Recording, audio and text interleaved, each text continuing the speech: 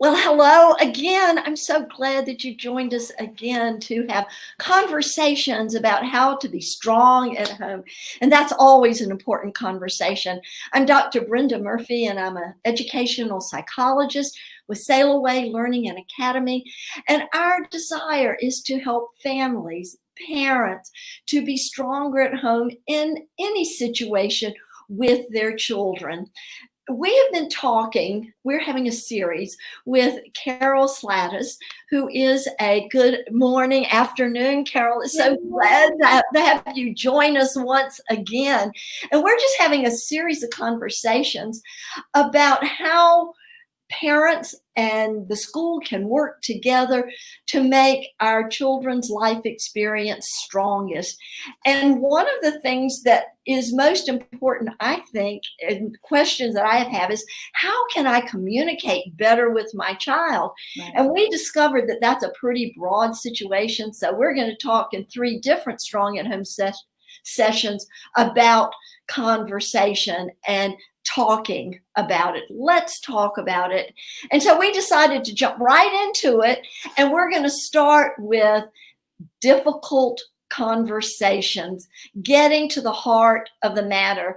And I have to say for myself, sometimes I was not always capable or had the confidence to get right to the heart of the matter like I should have. And I really kind of danced around difficult situations. Can you help me? I've got grandchildren coming. I'm sure that I'm going to be in that situation again. I will try my best, but honestly, I'm just right there with you. I've got a little bit of advice, but it's something we all kind of struggle with. But I do think there are some things we can keep in mind when having to have difficult conversations with kids. Yeah, as I'm saying, difficult conversations with kids, I'm kind of seeing in my mind's eye these precious, innocent faces, sort of naive and hopeful, trusting me to give all the right answers. And then I'm feeling within myself, inside, kind of this shrinking, not terribly capable person. Often I'm so worried that I may give them the wrong answer and maybe mess them up for a lifetime. Is that a common feeling, do you think? I think so. And I'm a parent now. I've got 2 sons, and one just became a teenager. And so, it's a different world than when I grew up, in the sense that there is so much information out there. And you made a really good point that they're looking to us. If they're still looking to you to give them information, you really need to take that platform, because it's important to give them the right information. Yeah, and you brought up a point that I guess I didn't even think about, because when my children, I have 5 sons, for those of you who don't, they're all grown and married and have children of their own now. However, they did not have such easy access to this vast array of information. Even when they're 7, 8 years old, they can encounter information on the internet or even in conversation with friends that is possibly not age appropriate. Right. And, Carol, I kind of hesitate because it's the topic that no one wants to talk about. It's kind of like the talk. It's such an important part of life. It's our sex and sexuality. And I remember when my oldest child came home off of the school bus and asked me some pretty direct questions about the topic. Right.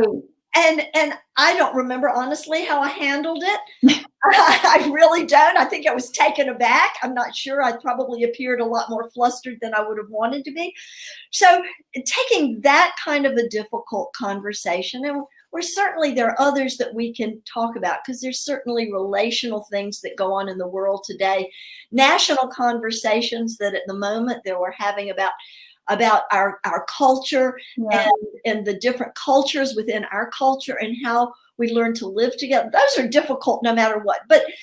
And we can speak into that.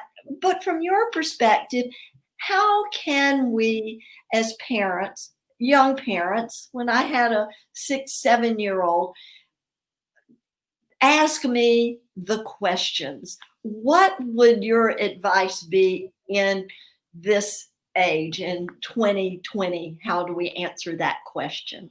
Right. And so, okay, well, there was a lot all in one, but okay. So Sorry about that. It was right. So where to start? So if a child is just coming with questions, sometimes, we think we're going to have it all planned. I'm going to have that sex talk with them, or I'm going to talk about racism. Like, I'm going to sit them down and have this talk. But I think one of the best things is to be open and available when your child is interested. So when your child has brought it to you, and you have to grasp that opportunity, you have to take that opportunity to try to inform them, because if you don't, and they're wanting answers in this society we live in now, they'll find some answers to what it is. And when it comes to sex, you don't want them turning to the wrong place to find that information. I know I read a really interesting article about the access to pornography and how it's really tainting our children's view of what sex really is. So I've had to have some really difficult conversations with my kids about that. And what I'll say about that is that I've had multiple small conversations about it. So I've been on the lookout for opportunities to say, let's just talk about what we just saw on that TV show, or let's just talk about what just happened in a book that you read or something, and taking those opportunities. I know for me, my children caught me off guard, and I got 2 for 1. I got to explain the basics of sex to both of my children at the same time. Oh, wow. Yeah. And I wasn't expecting it. But one of the biggest things for me that I really consider a success after the fact was that I just answered their basic question. And so that's something that goes for any of the topics that are difficult. When your child has a question, answer the exact question that they have, and then give them time to have a follow-up question. If they have a follow-up question, then you answer that question. So sometimes as parents, we might overshare and kind of going down this path, but that's not necessarily, they didn't need to know all of that information. Also aware that it's not going to be the last conversation I've had with them about that topic, that it's probably going to be multiple times. But now that I know they know the basics about sex, I kind of know I can share other things that I want them to know about it as well. Well, so I hear you saying that it's important to be prepared. That's really a first principle in teaching and learning as well, is to be what we call fresh and spontaneous, which means just to be prepared. And so how can we as parents prepare for those unexpected moments that we can then be as calm and as prepared as possible for those? What would be some of the qualities that we should project to our children in those moments when they're asking us difficult questions about things like sex or racism or many other topics? Well, I think it's important that you're really genuine, and that you understand where you understand the kind of where you are with all of that and stuff. So I think it's important as parents that we take time for ourselves too, and that we really understand things, and that you can be genuine. If you're not prepared, if they've really caught you off guard, I think it's okay to say, can we talk about this in just a little bit, and set a time. So say, can we talk about it tonight? And then you might give yourself some time to think through what it is you might want to say. Those are some wonderful ways to handle those difficult conversations. And are there ways that you think that we can prepare, like if we know that something has, say, happened in our family, or that there's something that children have been exposed to, right? All of a sudden what's going on, or is there a special place or a time that you would recommend? Oh, a special place or a time? Okay, well, so in terms of how, I think it's important that we always have regular conversations with our kids. So the more you talk with them about just everyday stuff, the more likely you're going to have a better conversation with them about really big, important stuff. So that's one thing, is to regularly have conversations with your child and let them know that they can express their feelings and questions to you without judgment. How many people, we go through life with fear about judgment and stuff like that. And your parents should be a place where you can go without judgment to really get some good information. So I do recommend that. If you are going to be having a really difficult conversation, I think you need to be mindful of where you are. are other people going to be around? Could you be interrupted? Are you needing to rush out the door soon to go somewhere else? Like, that might not be the best time for you to have that conversation if the timing is in your control. Going back to the talk with my two kids, that actually happened in the car. And so what I found, they just asked a question, or you know what it was? One of them made a statement that was incorrect. And I decided to correct them and say, well, that's not really true. And then that led to, well, why? So I answered why. And then that led to, well, why? Well, why? Well, why? Next thing you know, I'm explaining what sex is. And then after the fact, I was driving up to meet my husband to go camping, and he was coming down from a work trip from DC, and I was driving up from Tennessee to Shenandoah. And so I stop at a rest stop. The boys went into the bathroom. I immediately called my husband, was like, oh my goodness, you'll never believe what just happened. I just had the sex talk with the kids. And then he goes, well, how'd it go? And I said, you know what? Honestly, it was great. And a big part of what I think was great about it was in the car.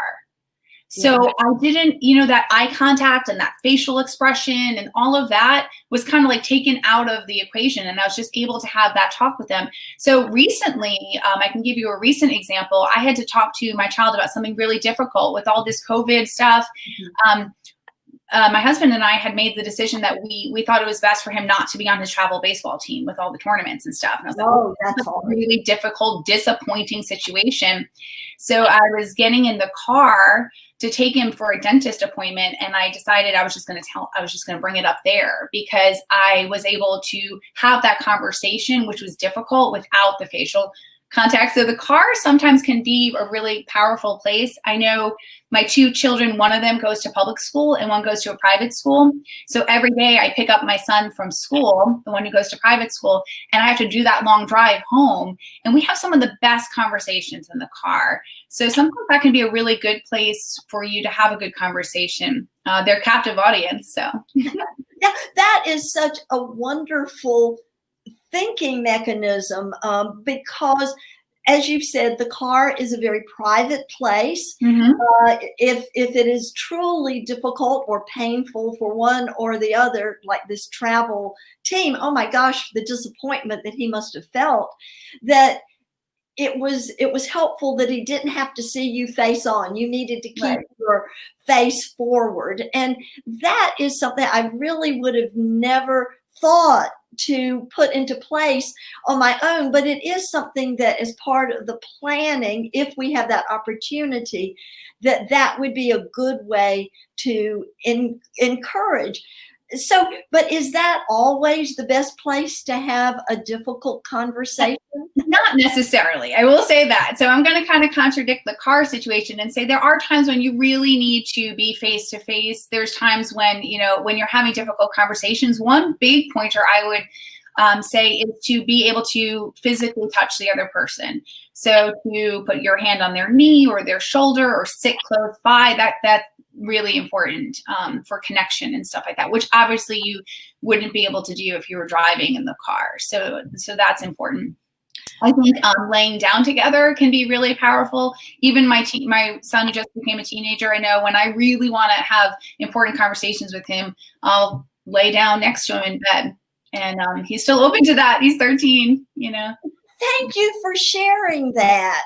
I think that many of us, especially with our young men, as they are maturing, we think, oh, they're boys, they're men, they don't need that kind of close affirmation and that physical touch. And in reality, that's probably one of the most important things that they need.